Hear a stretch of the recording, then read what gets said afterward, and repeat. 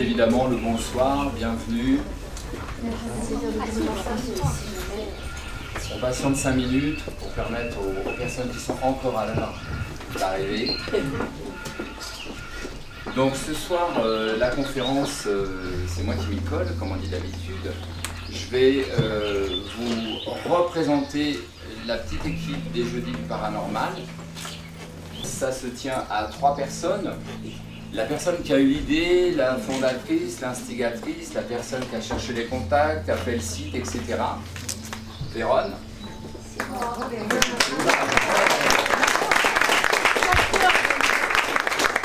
Donc Véronne, c'est bon, la voyante qu'on connaît, c'est aussi une super graphiste et c'est le webmaster du site et c'est elle qui, c'est aussi la public relation. Voilà, c'est la personne qui va contacter les intervenants, etc., etc.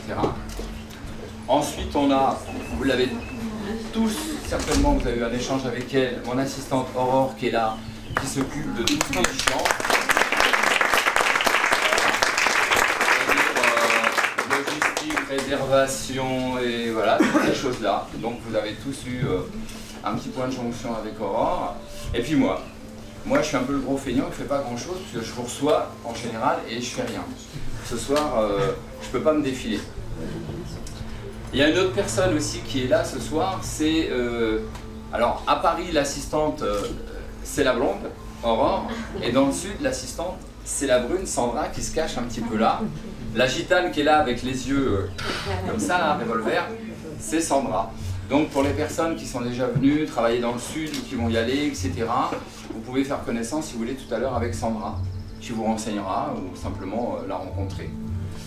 Merci à mes élèves, aux étudiants qui me suivent, parce que vous êtes nombreux ce soir, évidemment ça me fait plaisir, ça me met bien la pression, mais ça me fait plaisir. Pardon, je vais répéter des choses, parce que forcément, je considère l'assistance comme des gens non initiés. Donc je vais partir de A pour aller, voilà. Donc les gens déjà initiés, qui connaissent pas mal de choses, vous allez peut-être avoir un petit coup de redite. Encore l'autre larron de la bande, le monsieur qui est au fond. Il s'appelle Jacques Hérisson, comme la petite bête, et c'est le patron de Spectral News. Spectral News, c'est quelque chose d'assez sympa qu'il faut aller consulter.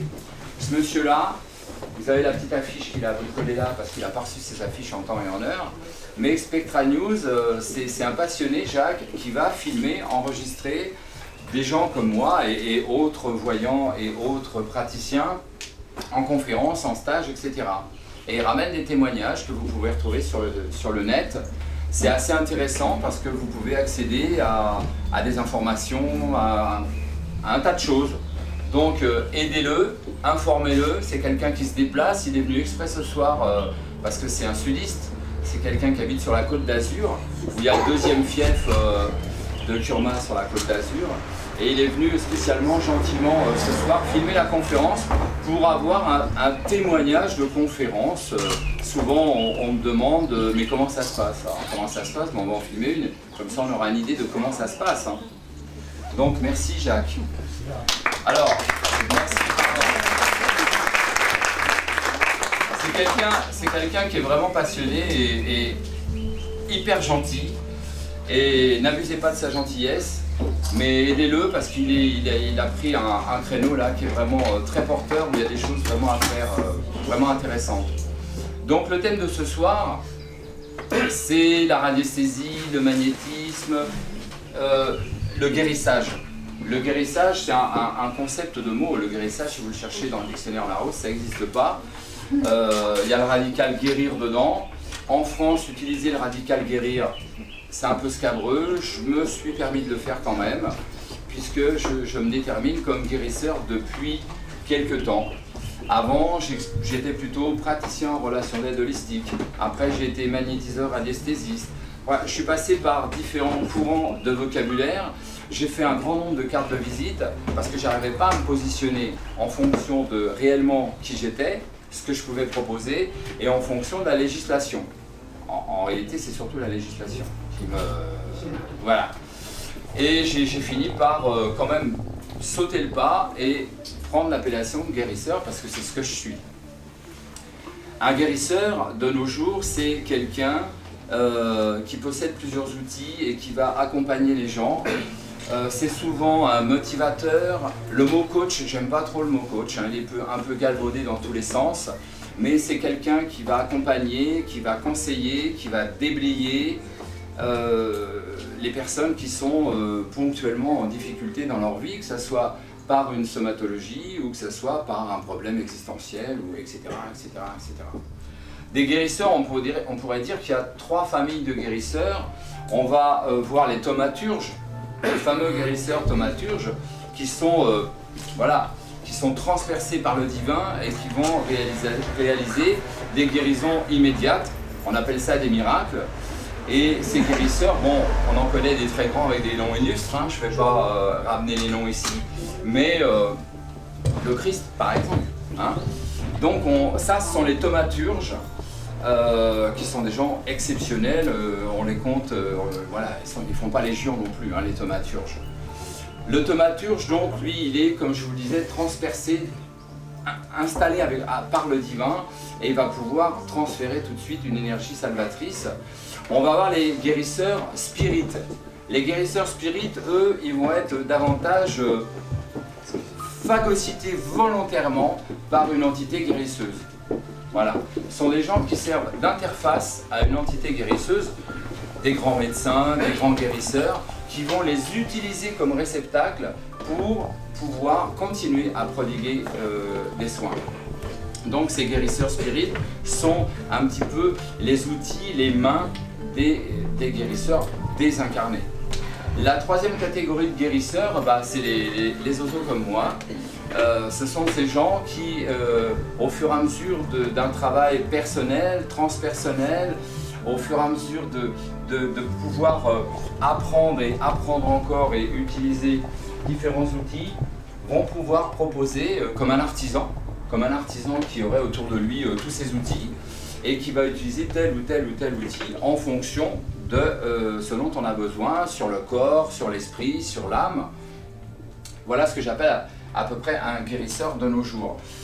C'est vrai que c'est relativement encore en France inconfortable. J'arrive à travailler à l'étranger sans problème, mais en France c'est toujours assez difficile à cause de cette connotation de guérir. Hein, guérir, c'est réservé d'après la législation aux médecins, aux infirmières, pas forcément encore. Donc attention, là je m'adresse surtout aux gens qui sont en chemin, à mes élèves, à mes étudiants, qui sont des guérisseuses, guérisseurs en herbe, et pour certains qui ont déjà démarré du reste. Faites attention, on n'a absolument pas le droit d'établir un diagnostic, on n'est pas médecin. Et restez bien cadré dans votre travail parce que très vite vous allez avoir par exemple une accusation dans le style exercice illégal de la médecine ou mise en danger de la santé d'autrui ou l'abus de faiblesse. Donc faites attention à ça. Je sais que pour la plupart du temps on est complètement de bonne foi, on veut aider, on veut sauver, on veut, parfois un peu trop, hein, écoutez pas trop votre ego. Hein.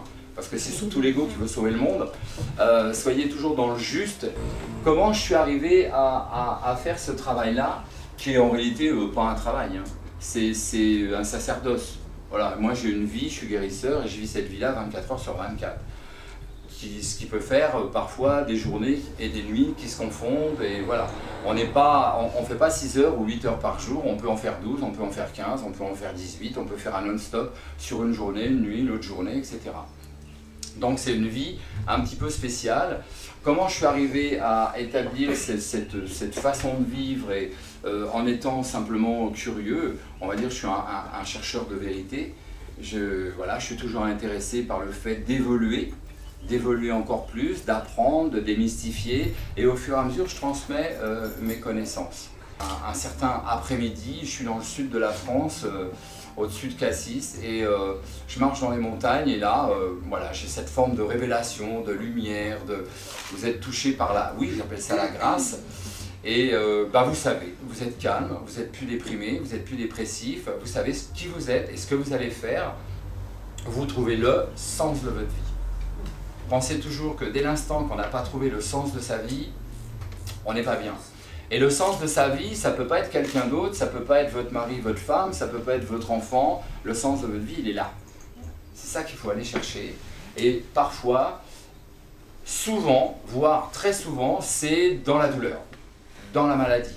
On va rencontrer beaucoup de guérisseurs, de thérapeutes, de magnétiseurs, etc., etc., de praticiens en différentes disciplines qui ont vécu ce genre de choses, qui ont vécu, alors pas forcément la dépression, etc., mais qui ont vécu, par exemple, des NDE. Moi, des NDE, j'en ai fait 2 ou 3, je ne sais pas exactement.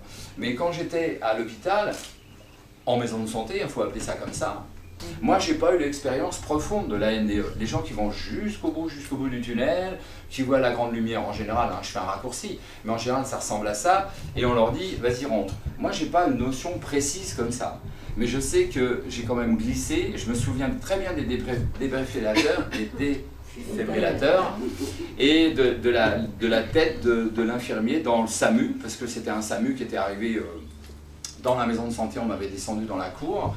Et je me souviens très bien de ce grand partage entre j'y vais pas. Moi j'étais super calme, super bien. Et voilà.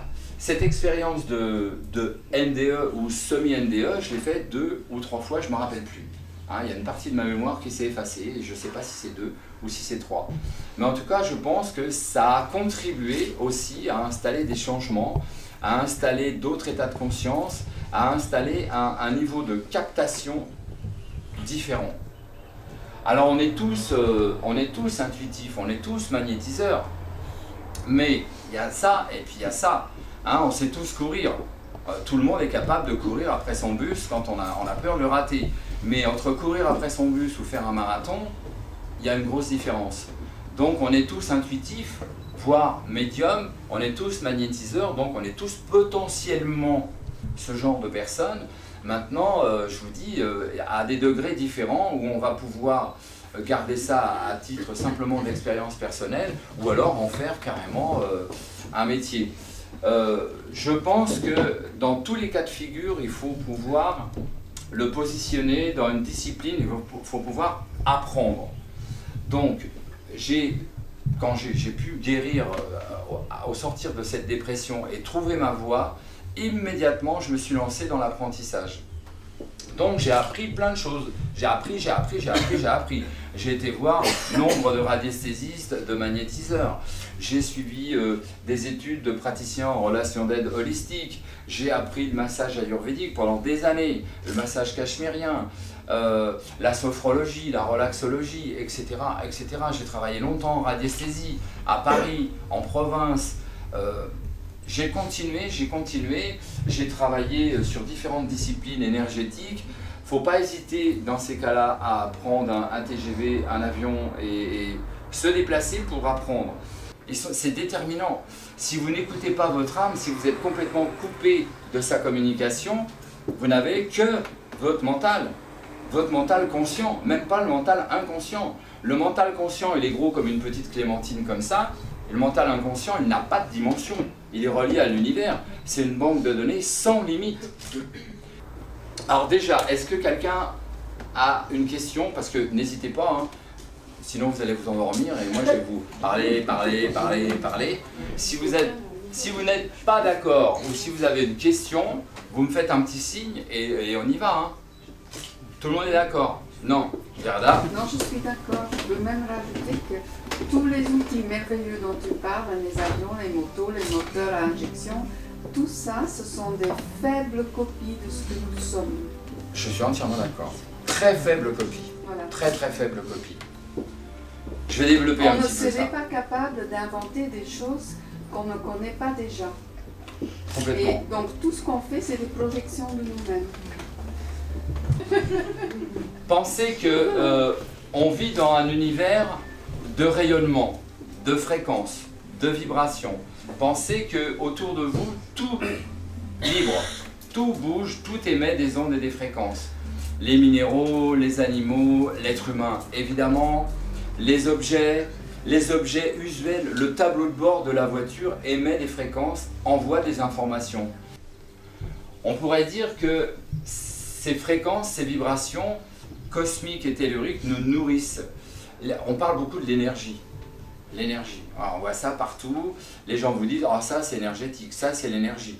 Mais vous leur mettez le micro sous le bec, c'est quoi l'énergie? Ils sont drôlement embêtés, parce que l'énergie, ils ne savent pas trop ce que c'est l'énergie. C'est un mot qui vient dans tous les sens maintenant. On vous vend même des yaourts, des fromages blancs, avec, voilà, on vous parle d'énergie avec. On ne sait pas trop de quoi on parle exactement. Un petit peu comme tout à l'heure le plexus solaire, ces roues qui tournent et qui s'ouvrent, qui sont situées dans le corps éthérique. Le corps éthérique, c'est quoi? On a un corps physique. Et autour des corps subtils, si on a un peu le temps, je vous développerai un petit peu. Le premier de ces corps subtils, notre armure de cristal, c'est le corps éthérique. Et dans ce corps éthérique, qui peut mesurer de 4-5 cm à, si vous faites un bon massage, si vous avez une bonne séance d'énergétique, il va mesurer 40, 50, 60 cm, il va énormément gonfler ce corps éthérique. C'est votre armure, c'est votre protection, c'est celui qui contient la trame de votre bonne santé, c'est celui qui engramme le corps physique. À l'intérieur de ce corps éthérique, ils ne sont pas matière, mais ils existent, les fameux chakras. On en a partout, il y en a plein des chakras, dans les mains, les pieds, partout. Dont, particulièrement, on va dire 7 majeurs. On va dire que au milieu du plancher pelvien, dans l'axe du coccyx, on a le chakra dit racine, qui vient organiser votre corps physique. Niveau pubien, on va avoir le chakra sacré qui vient organiser le premier des corps subtils, le corps éthérique. On va avoir au-dessus le chakra solaire qui lui vient organiser votre corps astral. On va avoir au niveau du cœur votre chakra mental qui lui vient organiser le corps mental, voilà. On va avoir au niveau de la gorge le chakra causal qui organise le corps causal, le fameux troisième œil, Ajna chakra, qui organise le corps intuitif, et on va avoir le dernier, le coronal là-haut, qui organise le corps divin. Donc on va avoir ces différents corps. Attention aux dents. Voilà. Vous voyez les petites babouchkas là, les petites poupées. Tout le monde connaît ces poupées-là. Eh bien, on peut avoir une idée de ce que sont nos corps subtils avec les petites poupées. Voilà, on va avoir la dernière là. Vous voyez, ça c'est le corps physique. Ça c'est le corps physique. Et autour, toutes les poupées qui viennent s'emboîter sont les corps subtils. Donc, ces fameux chakras sont des capteurs transformateurs de ces courants électromagnétiques, cosmotelluriques, et ils vont capter, transformer, installer dans le corps ce courant électromagnétique qui va être véhiculé par tous vos fluides. Vous êtes du liquide. Vous êtes liquide, on va dire un bébé dans le ventre de sa maman, il peut être liquide à 90%, beaucoup. Au moment où il va naître, il va être liquide à 85% peut-être. Et un adulte moyen, on va dire environ 75%. Un vieux schnock comme moi, ça commence à être moins, peut-être 70%. C'est pour ça que la respiration, c'est la base de la vie. Si vous ne respirez pas, vous êtes mort ou en survie. La plupart d'entre nous, on ne respire pas. On est en apnée, bouche fermée, parce qu'on pense tout le temps. Et quand on pense tout le temps, on ne respire pas. On ne respire pas dans sa voiture, parce qu'on pense et on fait attention à la circulation. On ne respire pas au bureau devant son ordinateur, parce qu'on est appliqué à faire un travail, etc., etc., etc. Même parfois, devant Plus belle la vie, on ne respire pas non plus, parce qu'on est en train de regarder ça et en train de penser à ça. Et on ne respire jamais.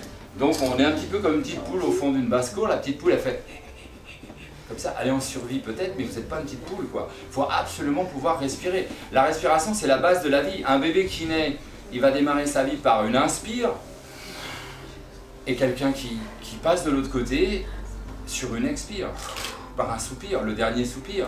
C'est la base de la vie. Donc, ce qui va embarquer, inviter votre circulation électromagnétique à circuler, c'est votre respiration. On se rapproche de ce fameux état de cohérence. L'état de cohérence, ça se mesure aussi, l'état de cohérence. Hein, aux États-Unis, nous en France, on est toujours à la bourre. Hein. Mais ailleurs, ils avancent. Ailleurs, les gens comme nous peuvent aller travailler dans des universités ou des hôpitaux et travailler avec les scientifiques. En France, c'est encore difficile. Ça avance, ça va vers le mieux, mais c'est encore pas si évident que ça. Pour nous, l'amour en Europe, c'est pas encore un truc très précis. On s'en est pas occupé, on s'y est pas attaché. Voilà, nous l'amour, je vous donne une parallèle, par exemple en Ayurveda, l'amour, il y a 96 mots. Nous on a un mot, c'est-à-dire j'aime ma femme, j'aime le chocolat, j'aime mon vélo, j'aime mon gosse, j'aime ma moto, j'aime un mot. Eux 96 mots, ils ont quand même réfléchi, ils sont quand même documentés. On voit qu'ils se sont tournés vers, quand l'homme est intéressé par quelque chose, il réfléchit, il fouille, il structure. Regardez les Esquimaux. Les Esquimaux, ils ont 40 mots pour parler de la neige. C'est une parallèle, mais les Esquimaux sont concernés par la neige. Ils se sont occupés de la neige, ils sont Esquimaux. Nous, on n'en a rien à foutre de la neige. On la voit une fois dans l'année, de temps en temps à Paris, et elle reste 2 jours. Ou un jour. On a un mot pour la neige. Eux, ils sont quand même vraiment penchés sur la question, ils ont 40 mots. Donc vous voyez que l'humain, dès l'instant qu'il porte de l'intérêt à quelque chose, il fouille et là il structure bien les choses et on arrive à vraiment avoir des ingrédients intéressants. Donc vous vivez votre vie par défaut si vous n'êtes pas organisé. Par contre, si vous êtes dans cet état de cohérence, vous allez organiser par la jolie fréquence que vous envoyez, vous allez installer des effets tout à fait souhaités et souhaitables. Ces effets sont intelligents, se reconnectent à la cause que vous êtes et on va installer une systémie, la fameuse loi d'attraction. Mais la loi d'attraction, attention, elle est redoutable. Parce que si elle est ascendante, tout baigne, pas de problème à la banque, pas de problème en amour, j'ai une bonne santé, j'ai un bon job, tout va bien. Mais dès l'instant qu'elle est déstructurée, que vous êtes déstructuré, vous êtes dans le stress, etc., vous n'êtes plus dans l'état de cohérence, vous respirez plus, vous êtes stressé, vous dormez plus, là vous envoyez un message contradictoire, un message dysfonctionnant. Et là, les effets que vous organisez sont plus du tout les mêmes. Ça peut même aller jusqu'à la maladie. Qu'est-ce que je demande à l'univers? Qu'est-ce que je commande pour moi? La difficulté, elle est là. L'univers, on pourrait dire qu'il est très intelligent, très organisé, et on pourrait le comparer, il ne va pas être content, pardonnez-moi, à la redoute. Pas terrible pour l'univers. C'est très ancré, hein. Là on est dans le... la redoute, si vous commandez un pull à la redoute, ils ne vont pas traiter votre commande. Par contre, si vous commandez un pull en cachemire, noir, telle taille, telle référence, vous trouvez normal que le facteur, 2 jours après, vous amène votre paquet et vous dites, bah oui, je l'ai commandé, normal quoi. Bah, l'univers, c'est pareil. Qu'est-ce que vous demandez? Est-ce que vous demandez, est-ce que c'est précis? Si vous dites, je veux être heureux, c'est trop générique, ça ne veut rien dire ça. Hein, c'est comme je demande un pull. Ça ne peut pas être possible. Donc, il faut vraiment sélectionner ce qu'on veut, ce qu'on demande. Souvent, on ne sait pas. Donc il faut peut-être commencer par lister ce qu'on veut plus ou ce qu'on veut pas. Alors là on commence à griffonner le papier, je veux plus ça, je veux plus ça, je veux plus ça, je veux plus ça, je veux plus ça. Et de là sur la colonne qui est à côté, on va peut-être voir émerger ce qu'on veut. Alors on veut peut-être une chose, 2 choses, 3 choses. Il va falloir les classer ces choses. Quelle est la plus importante? Quelle est la prioritaire? Et ça va devenir notre centre d'intérêt, ça va devenir notre centre d'intention. Pensez qu'un centre d'intention, ça sauve la vie. Le centre d'intention, ce n'est pas quelque chose de banal, de futile, voilà. Le centre d'intention, ça peut, dans certains cas, vous sauver la vie. Un magnétiseur, c'est un transfuseur d'énergie. C'est un générateur. Il va capter, capter, capter. Il va mettre en compression, mais il ne va pas faire que rediffuser. Hein, ce n'est pas un transfuseur d'énergie uniquement.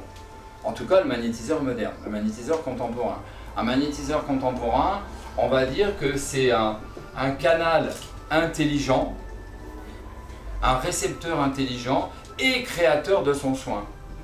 Et qui va installer sa performance par l'expérimentation. Ce n'est uniquement que l'expérimentation, le training, qui va installer et valider le magnétiseur. S'il n'y a pas de training, il n'y a pas de magnétiseur. Donc il faut pouvoir avoir cette discipline de travailler, d'expérimenter encore et encore et encore et encore. Donc ce magnétiseur, il va installer ce cocktail merveilleux avec son intention, sa visualisation, la force de compression qu'il peut mettre à capturer l'énergie, la mettre sous compression pour la transfuser au moment où ça va être bon. Il va installer aussi parfois d'autres choses. Il va se faire aider d'un minéral, d'une pierre. Les pierres sont nos alliés d'une façon, voilà, rapprochez-vous du monde minéral. Hein, on a ici un spécialiste, on a Pierre Charles, qui est tout discret sur son siège et gentil, qui pourrait vous en parler pendant un bon moment. C'est un passionné, c'est quelqu'un qui en parle très bien. Et ces pierres, rapprochez-vous d'elles. Ce sont vraiment des super copines, des super thérapeutes. On a besoin d'elles. Ça peut être un élixir minéral aussi. Ça peut être un élixir de plante, un élixir floral. Ça peut être un rituel, ça peut être une prière. Hein? Pensez que, par exemple, c'est ce qu'on va appeler l'effet nocebo. Parce que nous, les guérisseurs, on est sans arrêt attaqués avec l'effet placebo. Dans le langage courant, ça veut dire t'es un charlatan. Ouais, mais ce qu'il fait, c'est du placebo. C'est-à-dire, c'est de la flûte, quoi. Alors, on va en parler 2 secondes de l'effet placebo et nocebo. Le médecin, quand il dit à quelqu'un, oh, vous savez, vous avez tel truc, c'est cuit, hein, préparez vos affaires. Ça, c'est. Hein, et ça existe. Hein. Croyez-moi, ça existe. Moi, j'en vois des wagons arriver avec des choses comme ça. Ou alors, qui dit à cette brave dame, comme j'ai eu il y a quelques temps, la dame, elle a un cancer du sein. Chimio, etc., tout va bien. Plus de traces. Le protocole s'est terminé. Qu'est-ce que lui dit son médecin? Il lui dit, bah voilà, c'est génial, pour l'instant. Qu'est-ce qu'elle a entendu, la dame? Pour l'instant. Voilà. Alors, on devrait éduquer certaines personnes à tourner cette fois, comme ça, et faire attention à ce qu'on dit. Parce qu'une parole peut tuer quelqu'un. C'est-à-dire qu'on va utiliser la radiesthésie quand on ne sait plus comment faire autrement. Voilà. Dès l'instant qu'on obtient une réponse à une question, on ne pense pas à prendre un pendule. Mais dès l'instant qu'on n'a plus de réponse à donner, et que la science ou autre technique n'amène pas de réponse, là on se dit, mince, qu'est-ce qui reste? Bah, en général, on va dire, bah, un radiesthésiste demande à quelqu'un avec le pendule, il va peut-être te trouver la réponse. Donc c'est un mode opératoire d'investigation, la radiesthésie. On va utiliser des baguettes pour trouver de l'eau, etc. Comme on va utiliser un pendule. Un pendule, c'est une antenne, c'est un prolongement de soi-même. Le radiesthésiste, il a cette faculté à se mettre en résonance avec ce à quoi il pense. Si je cherche quelqu'un, je vais me mettre en résonance avec cette personne. Il y a un mode opératoire, on ne se met pas à chercher quelqu'un comme ça. On a des photos, on a un tas de choses. Avant tout, on va être très cartésien, très pragmatique, on va réfléchir, on va être stratégique, on va réfléchir à comment je m'y prends pour telle recherche. Une fois qu'on a compris, qu'on a conceptualisé le mode opératoire, on va se mettre en résonance avec cette recherche et on va prendre le pendule. C'est-à-dire que le pendule, on pourrait dire, et les gens qui viennent en stage, il y a un stage de pendule dans 8 jours. Je vous le dis, là j'y pense tout d'un coup. Et alors il y a 3 jours, il y a 3 jours et vous verrez, il est fou à l'aise. Parce que il y a certaines personnes qui l'ont fait ici, comme toi Émilie, qui l'a fait il n'y a pas longtemps. Le vendredi, on va travailler l'initiation à la pratique du pendule. Vous allez voir, c'est très vaste, c'est beaucoup plus compliqué qu'on pourrait le croire, quand on veut bien le faire et déterminer une convention à vie qui tienne. Si c'est pour que ça soit quelque chose de pas fiable, c'est pas la peine. Donc on le fait bien. Il faut au moins la journée. Et le samedi et le dimanche qui suit, on va travailler ce que j'appelle l'art vibratoire, c'est-à-dire que maintenant que je suis armé de mon pendule, qu'est-ce que j'en fais? Qu'est-ce que je peux faire avec ça? Ben, je peux tester des baumes, des médicaments, je peux trouver la bonne fleur de bac qu'il me faut, je peux trouver quels minéraux il me faut pour réorganiser tel ou tel chakra, je vais pouvoir rechercher un objet disparu, je vais pouvoir chercher une personne disparue, je vais pouvoir analyser les dysfonctionnements d'une maison, d'un lieu, d'une entreprise, etc. etc., etc. C'est très vaste. Et la pratique du pendule, on pourrait dire c'est une thérapie. C'est une façon d'être. Parce qu'on va installer un réflexe conditionné. Par définition, un réflexe, c'est inconditionné. Vous roulez en voiture, il y a un ballon qui traverse la rue, vous allez freiner. C'est un réflexe. L'intérêt, pourquoi on utilise le réflexe? Parce qu'il va plus vite que la pensée, il est immédiat. Il est instantané. Va-t-il à la vitesse de la lumière? J'en sais rien, mais en tout cas, on ne doit pas être loin. C'est immédiat. Et donc, en radiesthésie, les gens que je forme au pendule, je vais les conditionner à ce nouveau réflexe-là. C'est-à-dire que dès l'instant qu'ils lancent leur pendule, ils vont passer du mental conscient au mental inconscient. Donc, j'explique bien aux gens qui viennent le vendredi matin pour les 3 jours, je leur dis, dans 3 jours, vous serez différents. C'est évident que vous serez différents. Votre état de conscience sera différent, votre sensibilité sera différente, votre connexion intuitive va se positionner autrement, il va se passer plein de choses après. On est tous ces gens, les voyants, les magnétiseurs, les radiesthésistes, etc., sont avant tout des gens excessivement intuitifs, des super canaux de réception d'informations. Et bien souvent, en fonction de leurs envies, de leur fabrication, ils vont se tourner vers un outil ou un autre outil. Donc un voyant peut devenir radiesthésiste ou magnétiseur, et un magnétiseur peut peut-être souvent, dans beaucoup de cas, devenir aussi un voyant. C'est un choix d'outils. Moi, je me suis déjà trouvé coincé, entre guillemets, à faire de la voyance à quelqu'un qui croyait qu'il y avait un quiproquo. Je faisais de la voyance. À ma grande surprise, c'était fluide, c'était quelque chose qui pouvait très bien s'organiser aussi. Mais en général, on va avoir dans ce karma-là, dans ce chemin de vie-là, un intérêt plus pour, par exemple, le soin, plus pour la voyance, plus pour le coaching, plus pour la radiesthésie, plus. Voilà, c'est comme ça souvent que ça s'organise. Mais en gros, ce sont les mêmes personnes. Et ça se travaille, ça se développe. La fréquence de l'aura, quand vous allez partir tout à l'heure, je prendrai un diagramme ici, et si vous voulez, je mesurerai la fréquence de votre aura. Ça va vous renseigner immédiatement sur le fait de, vous êtes intuitif, vous êtes médium, un peu, beaucoup, à la folie ou pas du tout. Alors, faut pas du tout être vexé si je vous dis, bon, l'aura pour l'instant, non, on ne peut pas dire que vous êtes très intuitif. Vous savez, c'est une évolution, c'est un chemin. Par exemple, comment ça peut se développer? Souvent, hélas, dans l'adversité. C'est comme ça que ça s'est passé pour moi. Souvenez-vous, je vous ai raconté le début de ma vie. J'étais... C'est un petit bébé pour moi. Il est où le téléphone? C'est qui le petit bébé?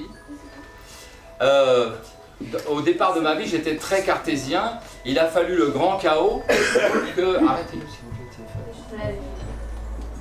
téléphone. Ah bon, bah, ça fait rien, c'est pas grave. Et donc il a fallu un grand chaos pour que je switch de l'autre côté. Et bien souvent, la poussée de l'être organise la poussée de l'aura et vous positionne autrement. On va avoir, sur ce diagramme de l'aura, on va avoir des gens qu'on va qualifier de cartésiens, de rationnels. Et puis il arrive un gros coup dur. Par exemple, il lui tombe des bombes sur la tête, ou un deuil grave, ou quelque chose comme ça. Un cartésien que vous retrouvez au coin de la rue, mon Dieu aidez-moi, il est moins cartésien. Un cartésien, un rationnel bien, qui mon Dieu aidez-moi, il s'est passé quelque chose. Souvent, ça switch à ce moment-là. C'est-à-dire que de cartésien rationnel, il va tout d'un coup se calibrer autrement, et son aura monte en fréquence, et il va devenir intuitif, il va devenir médium. Et s'il travaille, et s'il conscientise ça, peut-être excessivement médium.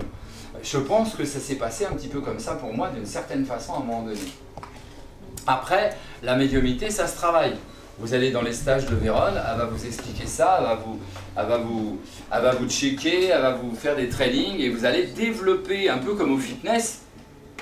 Dès l'instant que vous sollicitez un muscle et que vous avez un training, une discipline sur ce muscle, vous allez le faire se développer, se dessiner, le rendre plus joli, le rendre plus compétitif. Et bien, la voyance, c'est un petit peu la même chose. Au départ, il suffit d'avoir un tout petit peu, et la volonté, l'envie. Et si on travaille, on accède à un certain niveau. Maintenant, vous dire que vous allez pouvoir faire de la voyance toute la journée, comme ça, partout, peut-être pas. Peut-être pas, c'est comme le magnétisme, hein. On est tous potentiellement magnétiseurs. Le petit enfant qui tombe, qui s'abîme le genou, qu'a fait la maman? Elle met la main sur le genou. Alors, il y a l'effet placebo, l'enfant voit la main, il est rassuré. Mais il y a l'effet réel de magnétisme la plupart du temps. La maman, elle magnétise, elle ne sait pas qu'elle magnétise. Elle met la main par réflexe sur le genou. L'enfant, il ressent immédiatement, il ne pleure plus. Donc on peut être magnétiseur juste à ce niveau-là. c'est pas la même chose que quand vous magnétisez à longueur de journée dans un cabinet, rendez-vous, rendez-vous, rendez-vous, rendez-vous. C'est comme les voyants qui sont là ce soir, les professionnels qui sont là. Entre tirer les cartes de temps en temps avec ma copine Ginette et faire du rendez-vous, comme ils font tous les deux, là, ils font des soirées où ils font de la voyance, en direct avec des quantités de personnes qui viennent vers eux pour poser une question. Et un, et l'autre, et l'autre, et l'autre, et l'autre, et l'autre. Il faut avoir un super training. Il faut avoir beaucoup d'entraînement pour faire ça. Sinon, au troisième, vous êtes explosé, vous êtes noyé. Hein. Et eux, ils en sortent pas spécialement fatigués. Donc, tout est une histoire de training. Par exemple, le stage qu'il va y avoir dans 8 jours sur le pendule et l'art vibratoire, il y a 150 fiches à peu près. Donc, vous partez avec le matos comme ça. C'est quelque chose d'absolument très privilégié. C'est une grande responsabilité que de faire un soin. On se doit d'être l'outil excellent. Le parfait, c'est pour nos copains du dessus, là-haut. Mais nous, on se doit d'être au moins excellent. L'excellence, hein, ça se travaille, l'excellence. Nous, ce qui nous intéresse, ce qui m'intéresse, c'est de transmettre des connaissances. Au fur et à mesure que j'arrive à comprendre des choses, à valider des concepts de fonctionnement, je les transmets. C'est mon premier travail. C'est ce que j'ai appris au début de mes maîtres, mes initiateurs m'ont bien expliqué qu'avant tout, j'étais un transmetteur de connaissances. Donc je transmets aux gens qui sont aptes à recevoir cette connaissance. Hein, les gens se comparent souvent les uns les autres, ou les élèves en cours se comparent. Mais on peut se comparer aux fruits sur un arbre fruitier. Vous prenez un pêcher avec des pêches. Il y a une pêche qui va mûrir en 3 jours. L'autre pêche d'à côté, il lui faut 3 semaines pour mûrir. Elle n'est pas plus conne ou moins bonne que la première qui a mûri en 3 jours. Elle a sa vitesse à elle. Elle a son temps de mûrissement à elle. Et on est tous comme ça, très différents. Donc il ne faut surtout pas tomber dans des schémas, dans des raccourcis, et toujours d'une façon très égotique, très mentale, dire je fais, je coupe, je machin, je guéris, Non, non, non, pas forcément du tout. Pas forcément du tout. Un bon guérisseur, c'est quelqu'un qui a une écoute et qui vient bien sentir ce qu'il faut faire ou surtout ne pas faire. Que ce soit les gens, que ce soit les objets, que ce soit la matière, tout est sensible à cette fréquence. Si vous aimez votre voiture, elle tombera certainement moins en panne. Si vous appréhendez votre voiture en lui mettant un grand coup de savate et en disant saloperie de bagnole, tu vas démarrer, ça va pas être pareil. C'est un échange d'informations. La matière, elle est intelligente. Et si vous lui envoyez de l'amour, de l'affection, elle va réagir à ça. En 2009, on achète du riz. On fait cuire le riz. Un petit sachet de riz. On met un peu de riz dans un bocal, un peu de riz dans un autre bocal. On ferme les bocaux et on va installer une intention sur chacun des bocaux. Une intention d'amour pour l'un. Donc le bocal de riz va être traité comme une maîtresse, comme une fiancée, comme une amoureuse, avec beaucoup d'amour, nourri avec beaucoup d'amour. À cette époque-là, mon riz, j'y pensais, je lui disais bonjour, je lui faisais des bisous, je faisais le périphérique sur ma moto en envoyant des pensées d'amour à mon bocal de riz. En plus, j'ai mis une étiquette dessus, amour, je t'aime. L'écriture installe, on en a parlé au début de la conférence, des ondes de forme, une fréquence. L'autre bocal, j'ai mis une étiquette, haine, je te hais, ou un truc comme ça. C'était très difficile d'installer de la haine, même sur un bocal de riz. C'est un truc un peu tordu, ça. Donc le riz, il a été abandonné, lâchement. C'est bien les mecs, ça, ils abandonnent. Ils se cassent. Donc un riz abandonné et un riz... Courage Fillon. Courage Fillon. Alors regardez. Voilà, les deux bocaux de 2009 hein, quand même. Il y a un bocal. Même du fond, vous voyez bien qu'il y a un bocal clair, un bocal foncé. Évidemment, celui-là, haine, nul, je te hais, abandonné. Celui-ci qui a reçu de l'amour. Ces bocaux-là, alors lui, il a été abandonné assez longtemps, quelques semaines. Et ce bocal-là, il a reçu de l'amour, on va dire, pendant 3 semaines, par exemple. Il en est toujours là. Depuis 2009. On est en 2014 quand même. Bon, il a une tronche, je n'irai pas le manger, le riz. Hein. Mais quand même, il est blanc, il n'est pas noir. Regardez ça. Vous êtes ça. Vous êtes cette matière-là. Vous êtes sensible comme ça. Donc, imaginez un petit peu ce qui se passe dans votre corps quand vous envoyez du déstructurant, du déstabilisant par vos paroles, par vos pensées, par ce qu'on vous dit.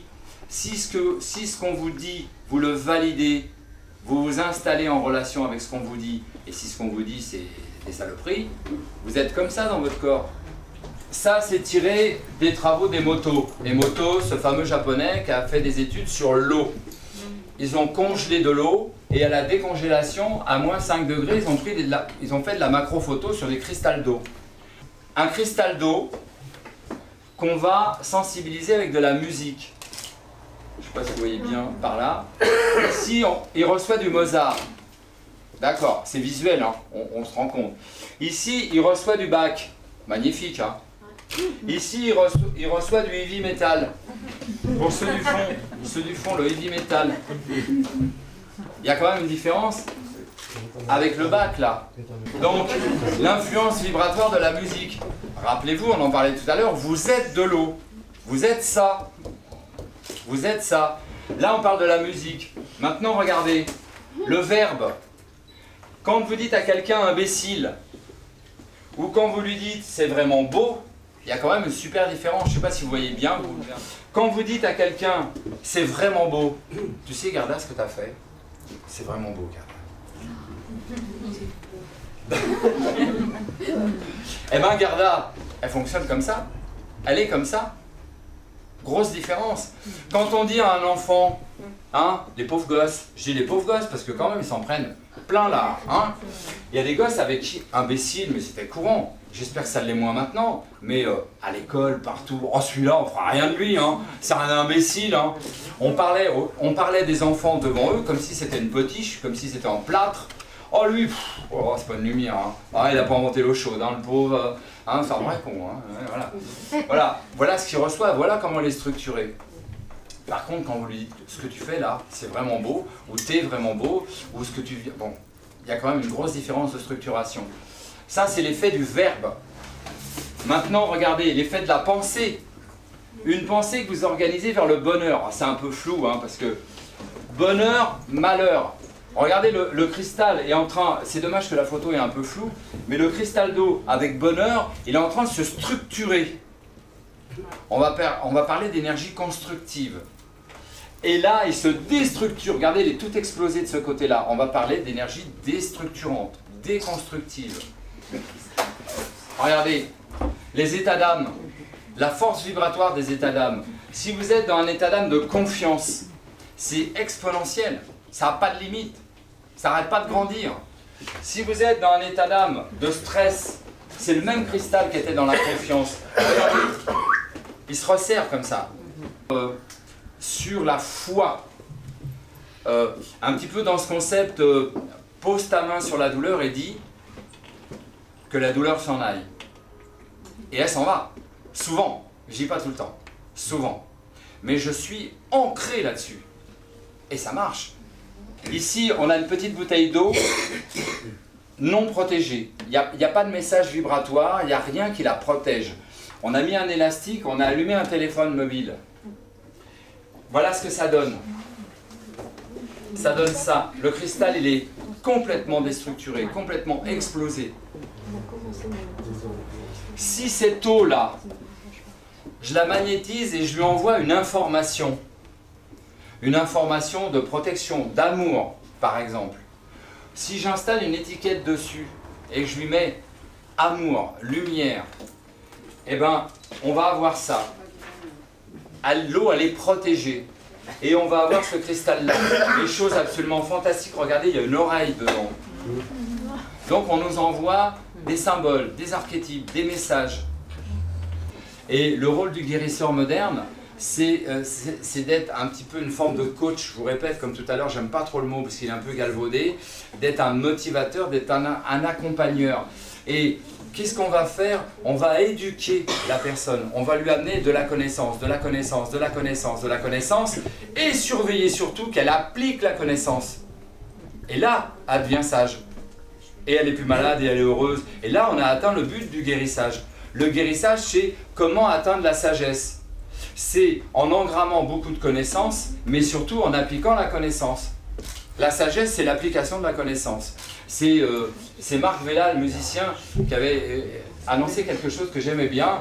Il nous expliquait que les astrophysiciens ont déterminé, ont validé que dans l'univers, il y avait un phénomène de résonance, il y avait un bruit sourd.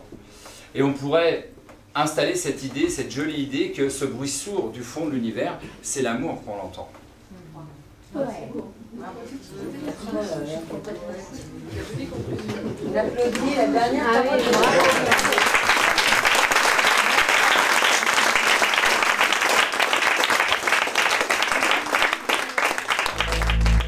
parole.